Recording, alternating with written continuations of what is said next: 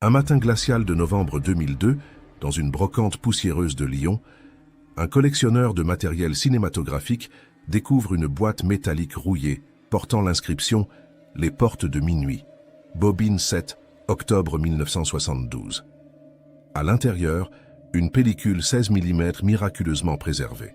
Quand les enquêteurs la visionnent enfin, ils découvrent les dernières heures d'une équipe de cinéma disparue 30 ans plus tôt dans les Alpes françaises et quelque chose d'autre, quelque chose qui n'aurait jamais dû être capturé par une caméra.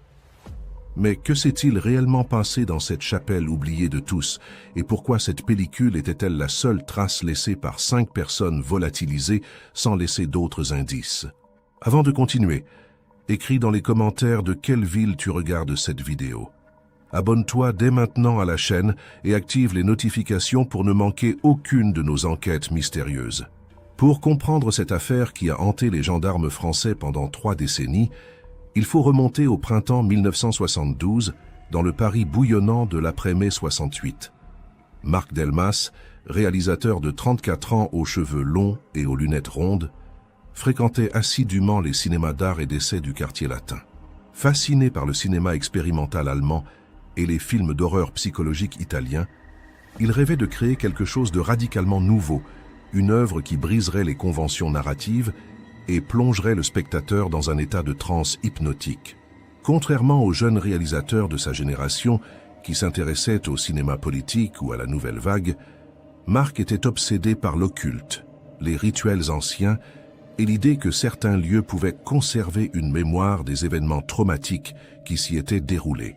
C'est dans ce contexte qu'il rencontre Claire Fournier, 28 ans, actrice de théâtre underground reconnue pour ses performances intenses et dérangeantes dans les caves de Saint-Germain-des-Prés.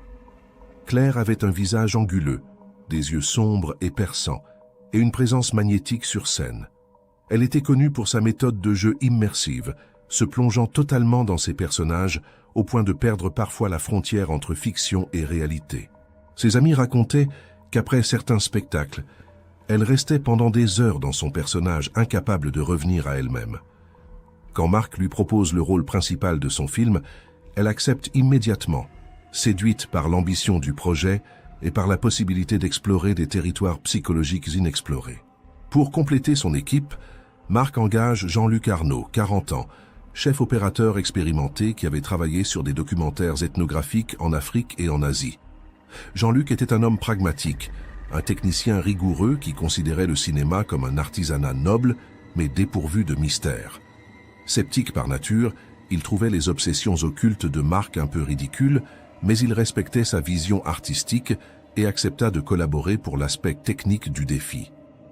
Jean-Luc était marié, père de 2 enfants, et voyait ce tournage comme une parenthèse créative, avant de retourner à des projets plus conventionnels. Il avait une barbe grisonnante, fumait la pipe, et notait scrupuleusement tous les détails techniques dans un carnet en cuir qu'il gardait toujours dans sa poche de chemise. Sophie Martel, 22 ans, fraîchement diplômée de l'école de cinéma de la rue de Vaugirard, rejoint l'équipe comme assistante de production. C'était une jeune femme énergique aux cheveux châtains coupés courts, passionnée par tous les aspects du cinéma et déterminée à apprendre le métier de l'intérieur. Issue d'une famille bourgeoise de Clermont-Ferrand, elle écrivait régulièrement à ses parents des lettres enthousiastes décrivant l'aventure du tournage, les discussions nocturnes sur l'art, la liberté de ce groupe de créateurs qui vivaient en marge des conventions sociales. Ces lettres, conservées précieusement par sa mère, constitueront plus tard l'un des rares témoignages sur l'atmosphère qui régnait au sein de l'équipe. Enfin, Hugo Bélanger, 31 ans, preneur de son taciturne et perfectionniste, complète le groupe. Hugo avait travaillé pour la radio nationale avant de se tourner vers le cinéma, fasciné par la dimension sonore de l'expérience cinématographique. Il considérait que le son était plus important que l'image pour créer l'immersion et l'émotion. Mince, presque maigre, avec des doigts longs et nerveux, il manipulait son équipement avec une délicatesse de chirurgien. Il parlait peu, préférant écouter le monde qui l'entourait, captant des sons que personne d'autre ne remarquait. Ses collègues disaient qu'il pouvait identifier un oiseau rien qu'à son chant, ou distinguer le bruit d'une voiture particulière parmi le trafic urbain. Le projet de Marc s'intitulait « Les portes de minuit », un film d'horreur psychologique inspiré des légendes locales d'une région reculée des Alpes, près de Grenoble.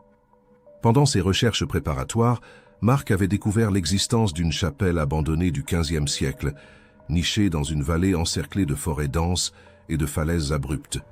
Selon les récits locaux, cette chapelle aurait servi de lieu de culte pour une secte médiévale pratiquant des rituels occultes.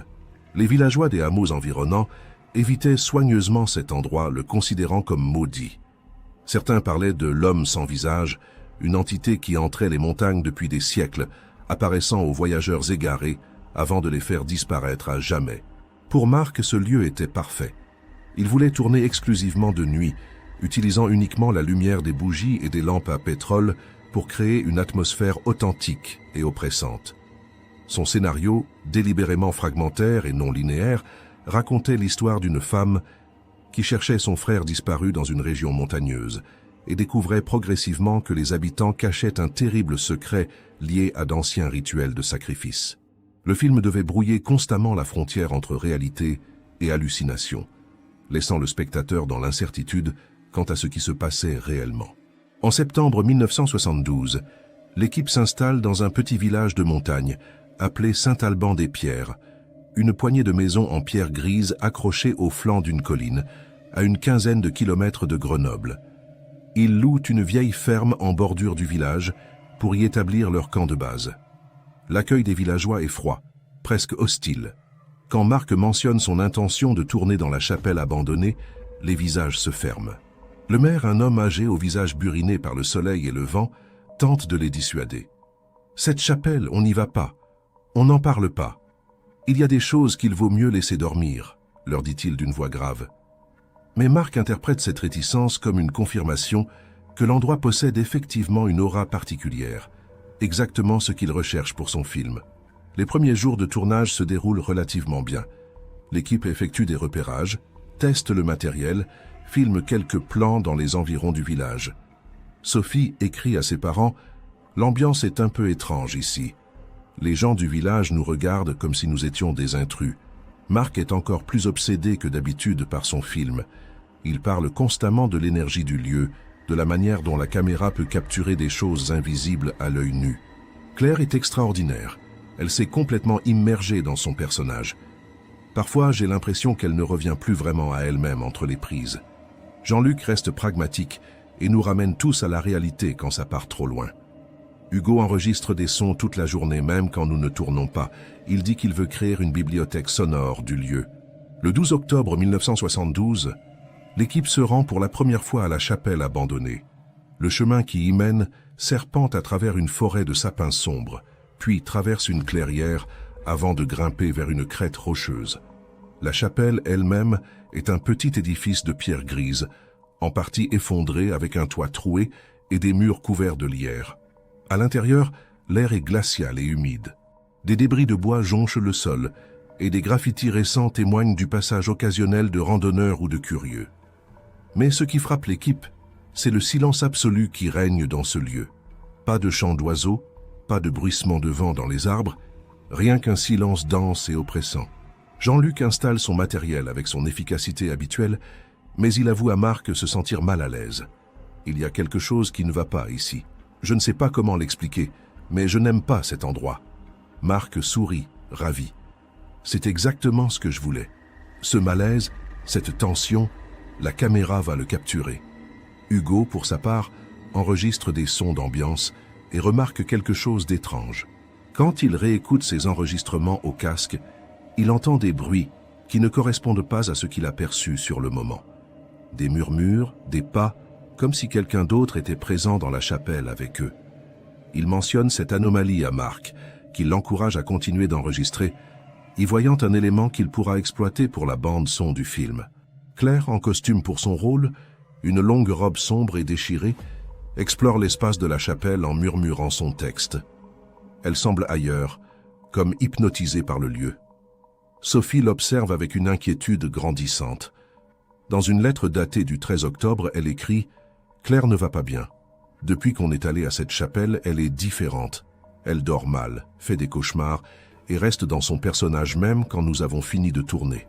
Hier soir, je l'ai trouvée debout dans le jardin de la ferme, en pleine nuit regardant la montagne. Elle ne m'a pas répondu quand je lui ai parlé. Marc trouve que c'est formidable, que son jeu n'a jamais été aussi puissant, mais moi, ça me fait peur. Le 15 octobre, l'équipe tourne une scène cruciale du film dans la chapelle. Une longue séquence où le personnage de Claire découvre des inscriptions sur les murs et comprend progressivement la nature du rituel qui s'est déroulé dans ce lieu des siècles auparavant. Le tournage dure toute la nuit.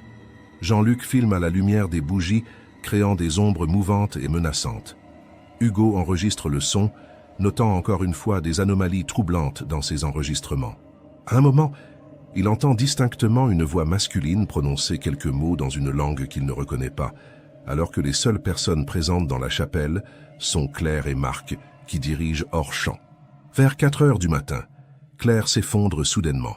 Elle tremble de manière incontrôlable, le regard vide, incapable de parler. L'équipe interrompt le tournage et la ramène à la ferme. Un médecin du village, réticent mais finalement convaincu de venir, l'examine et diagnostique une crise nerveuse due au surmenage et au manque de sommeil. Il prescrit du repos et des calmants, mais Claire refuse de prendre les médicaments. Elle affirme qu'elle doit retourner à la chapelle, que quelque chose d'important l'attend là-bas, que le film doit être terminé. Marc hésite, partagé entre son obsession artistique et son inquiétude pour son actrice principale. Jean-Luc, lui, veut arrêter le tournage. C'est de la folie. Claire n'est pas en état de continuer. Et franchement, même moi, je commence à trouver cette histoire bizarre. Il se passe quelque chose que je ne comprends pas. Mais Marc insiste. Il ne reste que quelques scènes à tourner, affirme-t-il, et ils auront terminé le film. Sophie est tiraillée, ne sachant pas quel parti prendre. Hugo, étrangement silencieux, réécoute en boucle ses enregistrements au casque, comme s'il cherchait à décrypter un message caché dans les sons qu'il a captés. Le 18 octobre 1972, malgré les réserves de certains membres de l'équipe, Marc décide de retourner à la chapelle pour tourner les dernières scènes du film. Claire semble avoir retrouvé une forme de calme, bien que son regard reste étrangement absent. L'équipe part en fin d'après-midi, chargée du matériel de tournage, prévoyant de filmer toute la nuit comme d'habitude. Avant de partir, Sophie écrit une dernière lettre à ses parents. « Nous retournons à la chapelle ce soir. J'ai un mauvais pressentiment, mais Marc est déterminé à finir le film. Claire dit qu'elle est prête, mais je ne suis pas sûr qu'elle sache vraiment ce qu'elle fait. » Jean-Luc grommelle, mais suit le mouvement. Hugo n'a presque pas parlé depuis 2 jours. Il reste dans sa bulle avec son casque sur les oreilles.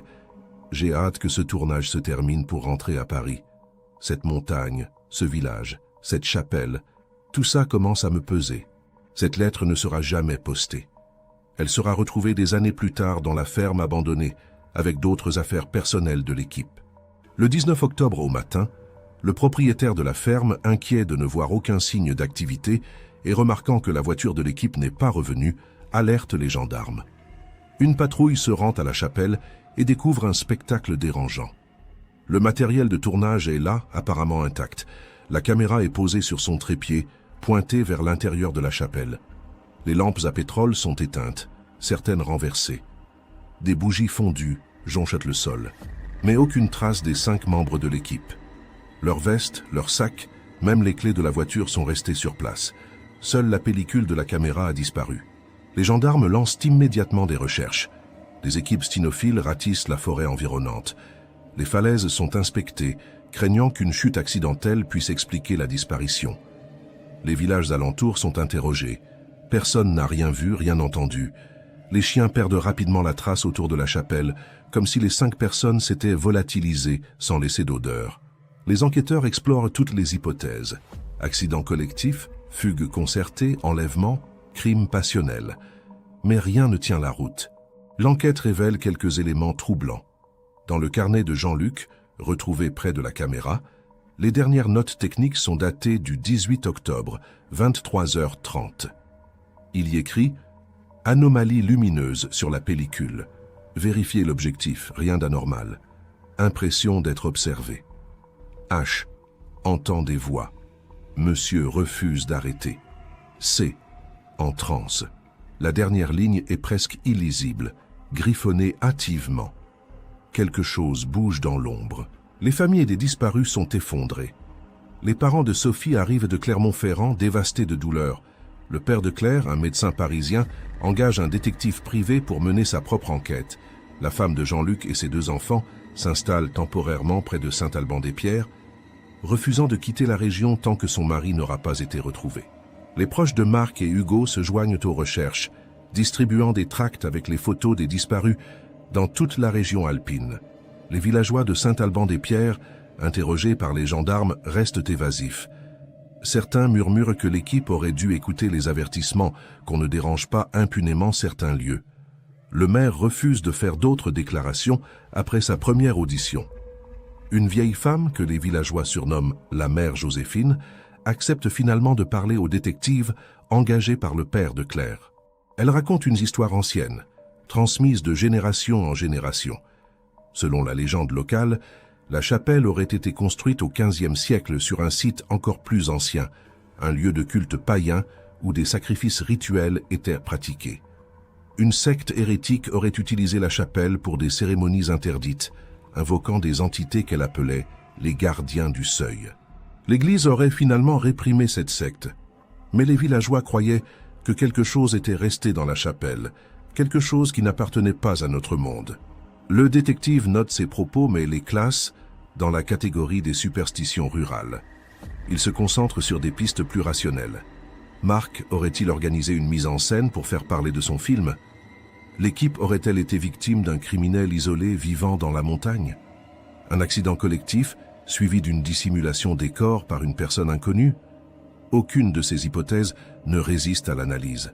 Marc n'avait aucune raison de mettre en scène une telle disparition, son projet de film étant entièrement autofinancé et confidentiel. Aucun suspect potentiel n'est identifié dans la région. Et la thèse de l'accident ne peut expliquer l'absence totale de corps ou d'indices. Les semaines passent, puis les mois. L'affaire fait les gros titres de la presse régionale, puis nationale. Des journalistes affluent à Saint-Alban-des-Pierres, transformant temporairement le village endormi en cirque médiatique.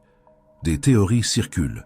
Enlèvement par une secte, implication des services secrets, expérience militaire secrète qui aurait mal tourné, et même, pour les plus imaginatifs, enlèvement extraterrestre.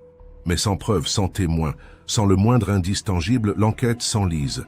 En janvier 1973, l'affaire est officiellement classée sans suite. Les 5 disparus sont déclarés absents, un statut juridique qui permet aux familles d'entamer certaines démarches administratives sans pouvoir officiellement les déclarer morts. La chapelle est interdite d'accès, une barrière métallique en bloque l'entrée. Mais cette interdiction n'empêche pas les curieux, les chasseurs de sensations et les amateurs de paranormal de s'y rendre régulièrement, cherchant à percer le mystère. Les années passent lentement pour les proches des disparus. La mère de Sophie sombre dans une dépression profonde, incapable d'accepter la perte de sa fille sans corps à enterrer, sans cérémonie funéraire pour faire son deuil. Elle conserve la chambre de Sophie exactement comme elle l'avait laissée, attendant un retour qui ne viendra jamais. Le père de Claire abandonne son cabinet médical, se consacrant entièrement à la recherche de sa fille. Il dépense une fortune en détective privé, en médium, en enquêteur de toutes sortes, espérant découvrir un indice que la police aurait manqué. Mais toutes ces tentatives restent vaines. La femme de Jean-Luc, Martine, retourne finalement à Paris avec ses 2 enfants, Julien et Émilie, alors âgés de 7 et 5 ans. Elle ne se remariera jamais, conservant l'espoir ténu que son mari reviendra un jour, même si elle sait au fond d'elle-même que c'est impossible. Elle explique à ses enfants que leur père a disparu dans la montagne, qu'on ne sait pas ce qui s'est passé, mais qu'il faut continuer à vivre malgré l'absence et l'incompréhension. Pendant près de 30 ans, l'affaire des 5 disparus de Saint-Alban-des-Pierres reste l'un des mystères non résolus les plus troublants de la gendarmerie française. Des articles y font référence occasionnellement, surtout autour des dates anniversaires. Des livres sur les disparitions inexpliquées consacrent des chapitres à cette histoire. Des émissions de télévision sur le paranormal utilisent l'affaire comme exemple de phénomènes inexplicables. Mais aucun élément nouveau n'émerge. Aucune piste sérieuse ne se dessine. La chapelle, quant à elle, acquiert une réputation sulfureuse. Malgré l'interdiction officielle, elle devient un lieu de pèlerinage pour les amateurs d'occultisme et les passionnés de mystère. Certains viennent y passer la nuit, cherchant à revivre l'expérience de l'équipe disparue. espérant peut-être à leur tour franchir le seuil vers ce qui se cache derrière le voile de la réalité. Plusieurs incidents sont rapportés. Des randonneurs qui se perdent dans la forêt environnante et sont retrouvés désorientés, incapables de se rappeler comment ils se sont égarés. Des campeurs qui affirment avoir entendu des voix dans la nuit. Un couple qui jure avoir vu des lumières inexpliquées autour de la chapelle. Mais rien de tout cela ne permet de progresser dans l'enquête. En 1985, un cinéaste documentaire obtient l'autorisation de filmer dans la chapelle pour un projet sur les lieux hantés de France. Son équipe ne reste que quelques heures avant d'abandonner le tournage, les techniciens refusant de continuer à travailler dans ce lieu. Le réalisateur expliquera plus tard dans des interviews avoir ressenti une oppression insupportable, une sensation d'être observé par une présence malveillante. Les images qu'il a tournées, diffusées dans son documentaire, montrent effectivement plusieurs anomalies techniques inexpliquées. Des interférences sur la bande-son, des perturbations visuelles sur la pellicule, comme si quelque chose invisible était passé devant l'objectif. En 1998, la famille de Claire fait une dernière tentative pour retrouver sa fille. Le père, maintenant âgé et malade, finance une fouille approfondie des environs de la chapelle, utilisant des techniques modernes comme le géoradar pour détecter d'éventuels corps enterrés. Pendant 3 semaines, une équipe de spécialistes scanne méthodiquement le sol de la chapelle et de la clairière environnante. Ils ne trouvent rien, aucune anomalie, aucune perturbation du sol qui indiquerait une sépulture. Le père de Claire meurt quelques mois plus tard, emportant avec lui l'espoir de revoir sa fille. Et puis, en novembre 2002, 30 ans presque jour pour jour après la disparition, survient l'événement qui va tout changer. À Lyon, dans une brocante spécialisée dans le matériel de cinéma ancien, un collectionneur nommé Alain Mercier fouille parmi des cartons poussiéreux de pellicules, de bobines et d'accessoires divers.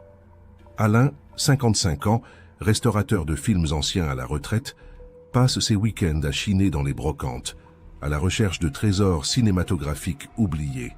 Ce matin-là, il tombe sur une boîte métallique rouillée, portant une étiquette délavée.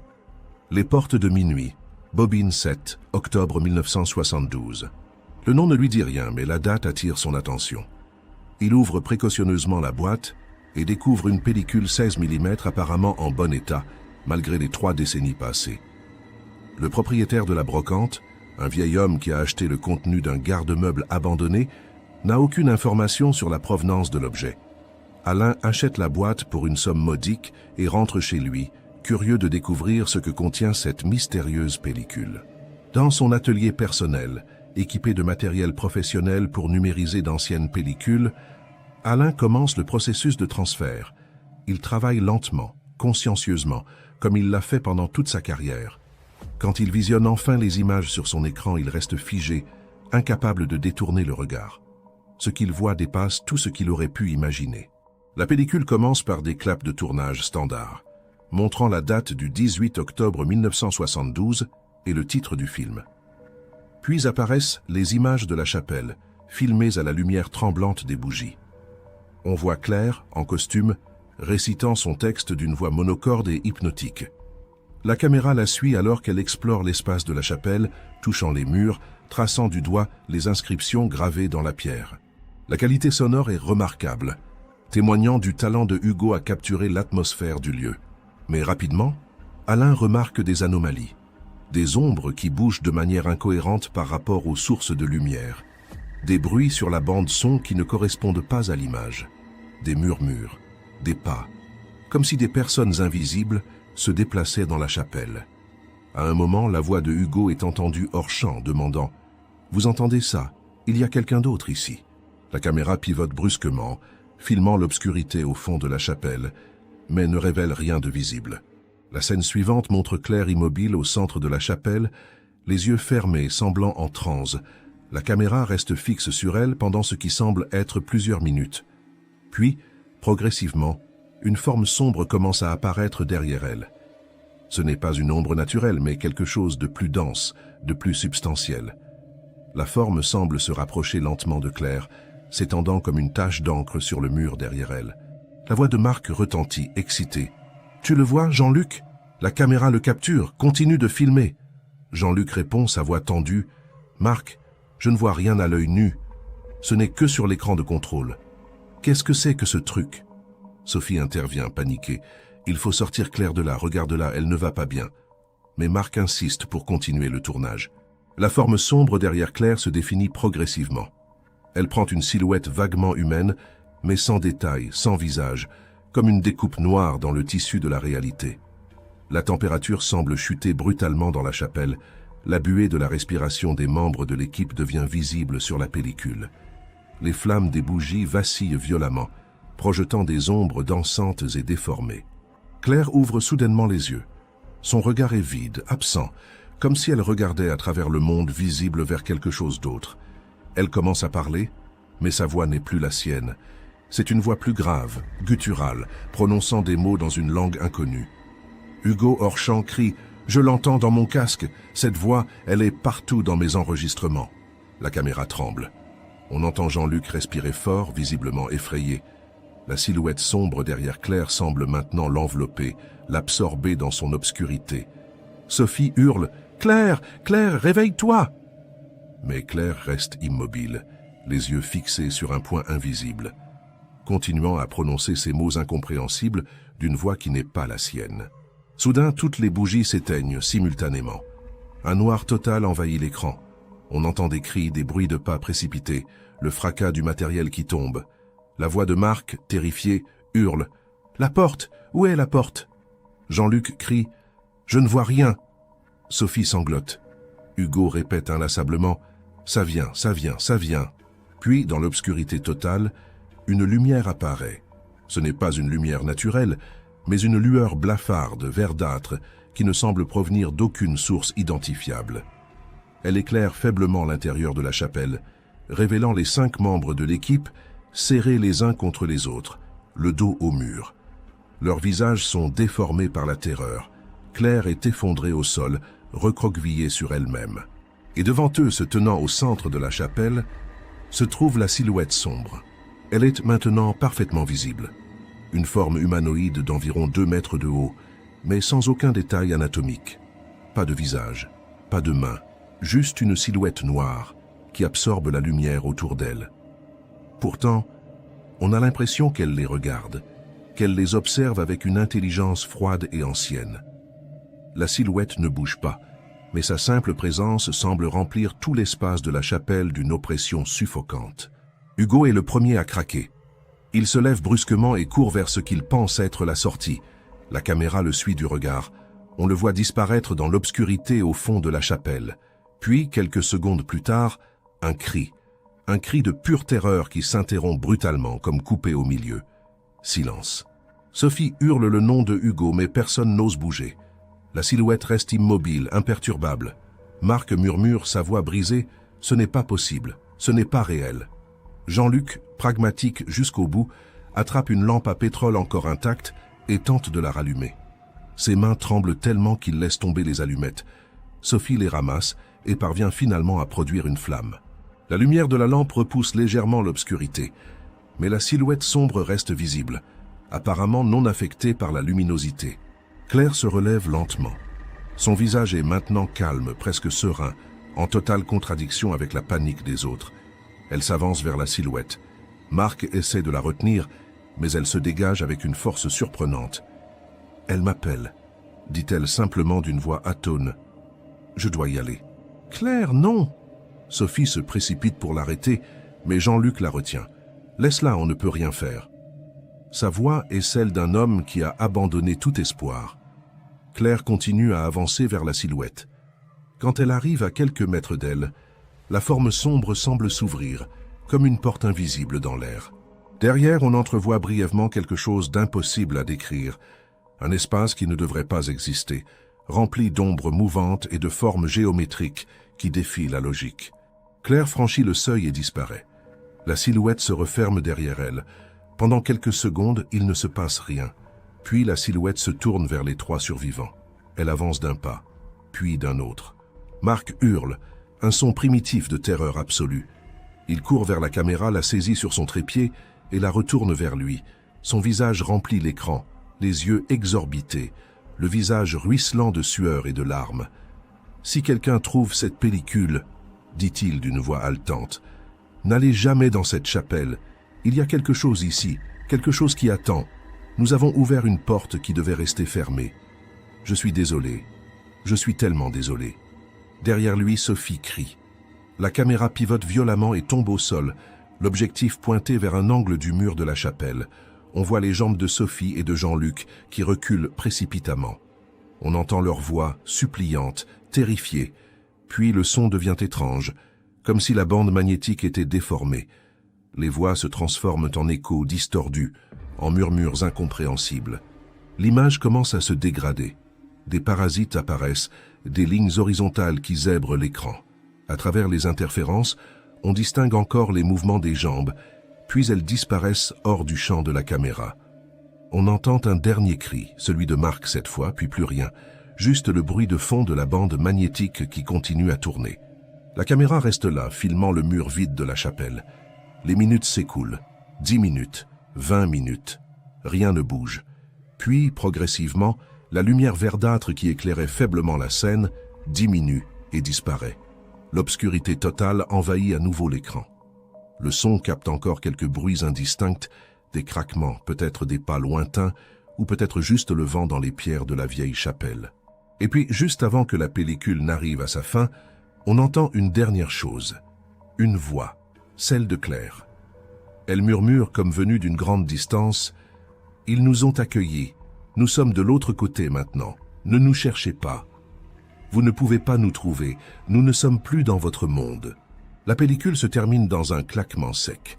Alain Mercier reste assis devant son écran, le visage blême, incapable de bouger pendant plusieurs minutes.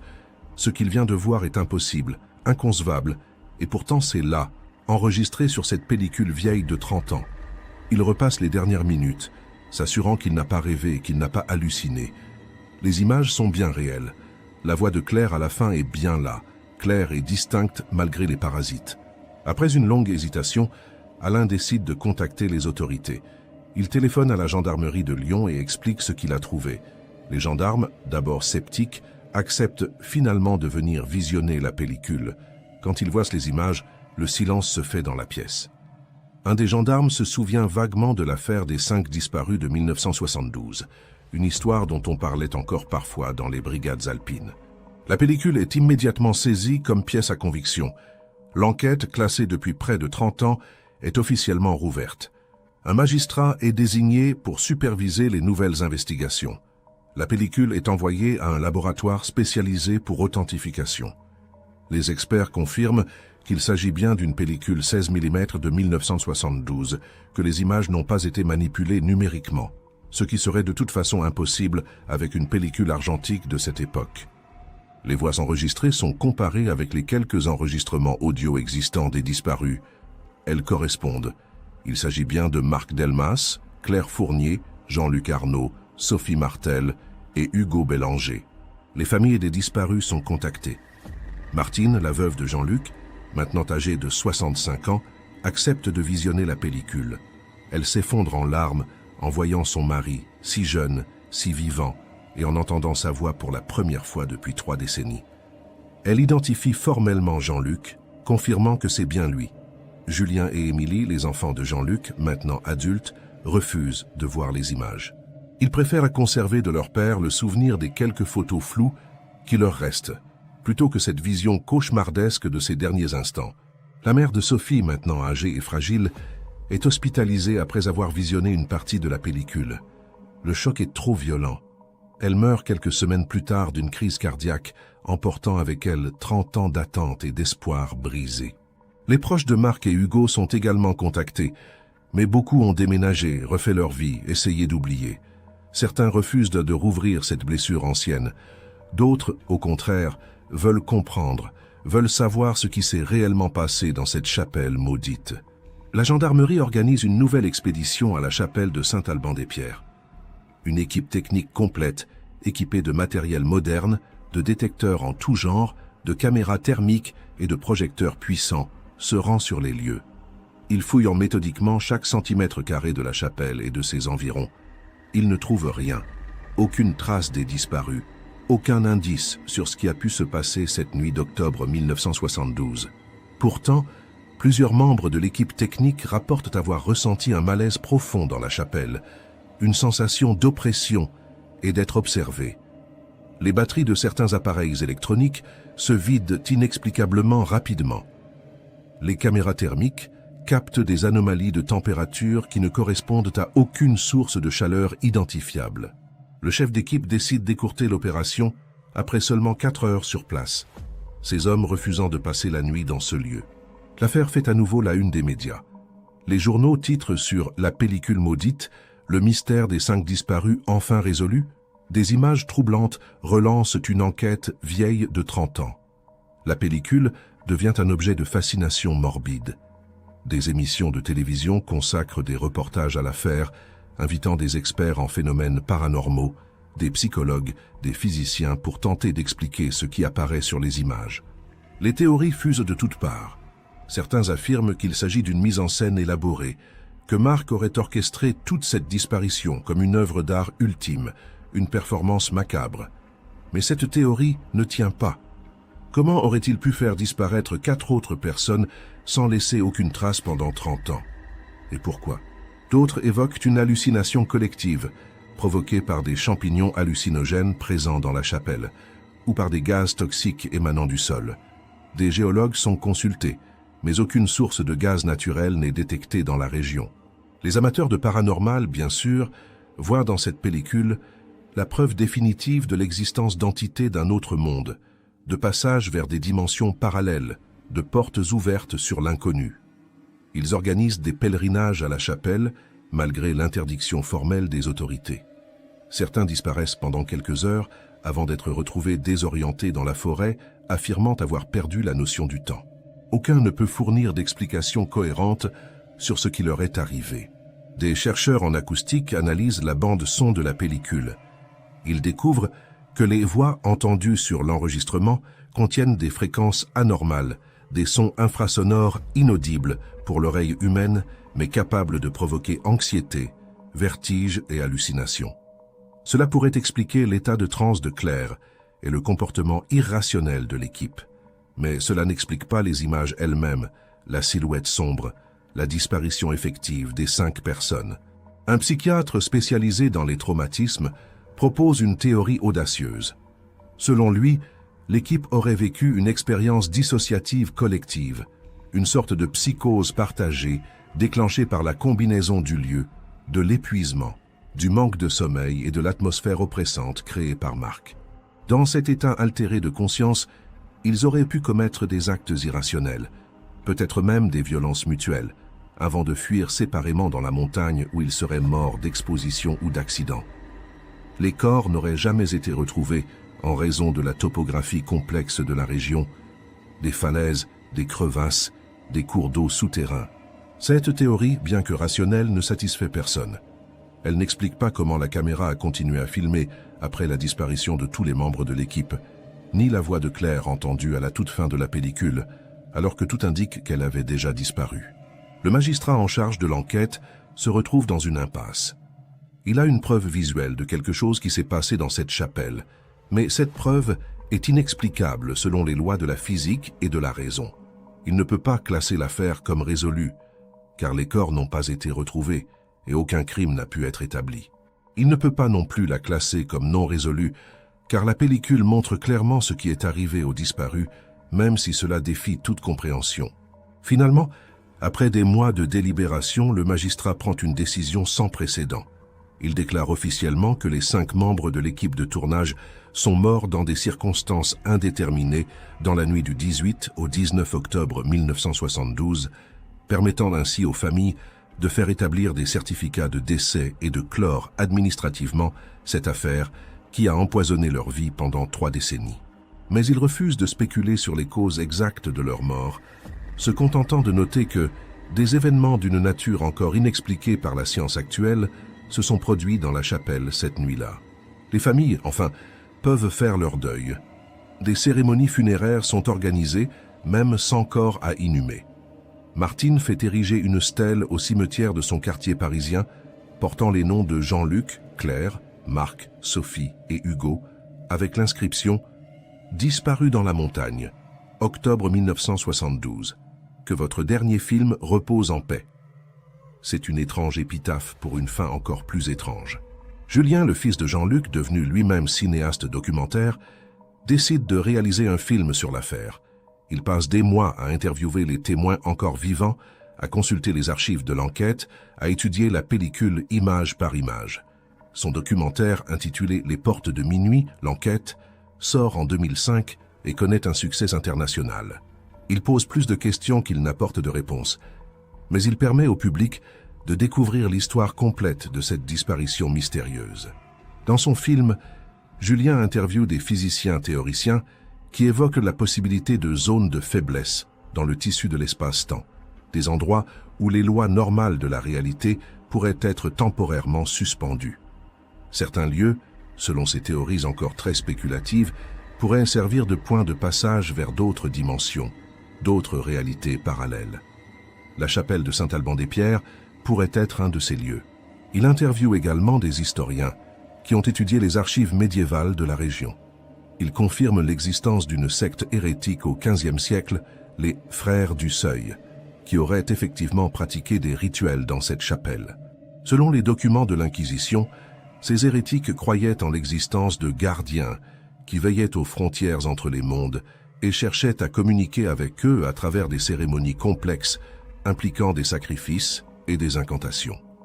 La secte fut brutalement réprimée en 1487, ses membres exécutés et la chapelle désacralisée. Mais les croyances populaires persistèrent pendant des siècles. Un anthropologue spécialisé dans les mythes et légendes alpines explique dans le documentaire que presque toutes les cultures montagnardes d'Europe possèdent des histoires similaires, des récits de lieux maudits où des gens disparaissent sans laisser de traces, où le temps semble se comporter de manière étrange, où des présences invisibles sont ressenties. Ces histoires, transmises de génération en génération, pourraient conserver la mémoire d'événements réels que nos ancêtres ne savaient pas expliquer autrement que par le surnaturel. Le documentaire de Julien se termine sur une note ambiguë. Il montre la chapelle aujourd'hui, toujours interdite d'accès, entourée d'une clôture renforcée. Mais la clôture n'empêche pas les intrépides de s'y rendre. Des graffitis récents couvrent les murs intérieurs, des traces de feu de camp témoignent de visites nocturnes. La fascination pour ce lieu maudit ne semble pas vouloir s'éteindre. Julien lui-même avoue, dans les dernières minutes de son film, qu'il a passé une nuit dans la chapelle pendant le tournage de son documentaire. Il voulait comprendre, ressentir ce que son père avait vécu dans ces dernières heures. Il raconte avoir effectivement ressenti une oppression étrange, une sensation de présence, mais rien de comparable à ce qui apparaît sur la pellicule originale. Peut-être que cette porte, si porte il y a, ne s'ouvre que dans certaines circonstances, spécule-t-il. Peut-être que mon père et ses compagnons ont eu l'infortune d'être là au mauvais moment, quand quelque chose d'autre décidait de manifester sa présence. En 2008, la mairie de Saint-Alban-des-Pierres, lassée des problèmes causés par l'afflux constant de curieux, décide de faire démolir la chapelle. Les villageois, consultés, approuvent massivement cette décision. Ils en ont assez de cette histoire qui traîne depuis des décennies, de cette réputation sulfureuse qui colle à leur village. Une équipe de démolition est engagée, mais le chantier rencontre des problèmes inexplicables. Les ouvriers tombent malades, les machines tombent en panne sans raison apparente, des accidents se multiplient. Rien de grave, mais suffisamment pour que les entrepreneurs se succèdent, chacun abandonnant le projet après quelques jours. Finalement, aucune entreprise n'accepte plus de travailler sur ce chantier. La chapelle reste debout, à moitié effondrée, mais toujours présente, comme si elle refusait obstinément de disparaître. Aujourd'hui, en 2025, l'affaire des 5 disparus de Saint-Alban-des-Pierres reste l'un des mystères non résolus les plus célèbres de France. La pellicule originale est conservée dans les archives de la Gendarmerie nationale, accessible uniquement aux chercheurs autorisés. Des copies circulent sur Internet, bien sûr, analysées et réanalysées par des milliers d'internautes à travers le monde. Chacun y voit ce qu'il veut voir. Preuve du paranormal pour les uns, canular élaboré pour les autres, énigme scientifique pour d'autres encore. La chapelle, elle, continue d'attirer les visiteurs, malgré les interdictions, malgré les avertissements. Certains y vont par défi, pour prouver qu'ils n'ont pas peur. D'autres par curiosité morbide, espérant vivre une expérience paranormale. Quelques-uns y vont par respect, pour se recueillir à la mémoire des 5 disparus. Et peut-être que quelques-uns, très rares, y vont avec l'espoir secret de franchir eux aussi ce seuil mystérieux, de passer de l'autre côté, de découvrir ce qui se cache derrière la porte que Mark et son équipe ont apparemment ouverte cette nuit d'octobre 1972. Les autorités locales ont finalement cessé d'essayer d'empêcher les gens de s'y rendre. Elles se contentent de poster des panneaux d'avertissement sur les dangers physiques du lieu, les pierres instables, les risques de chute. Elles ne mentionnent pas l'autre danger, celui qu'aucun panneau ne pourrait décrire adéquatement. Martine, la veuve de Jean-Luc, est décédée en 2019 à l'âge de 82 ans. Dans ces dernières années, elle accordait parfois des interviews aux journalistes qui s'intéressaient encore à l'affaire. Elle répétait toujours la même chose. « Mon mari était un homme rationnel, pragmatique, qui ne croyait pas aux fantômes ni aux esprits. Si la pellicule montre qu'il a vécu quelque chose d'inexplicable dans cette chapelle, alors c'est que des choses inexplicables existent vraiment. Je ne sais pas ce qui s'est passé cette nuit-là. Je ne sais pas où il est maintenant, mais j'espère d'une certaine manière qu'il a découvert quelque chose de merveilleux de l'autre côté, quelque chose qui valait la peine d'abandonner sa famille, sa vie, tout ce qu'il connaissait.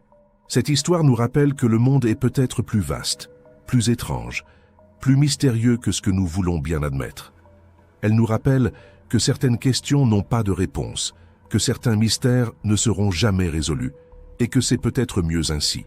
Elle nous rappelle aussi que la curiosité, cette qualité si humaine qui nous pousse à explorer, à comprendre, à repousser les limites de la connaissance, peut parfois nous mener vers des territoires dont nous ne reviendrons pas.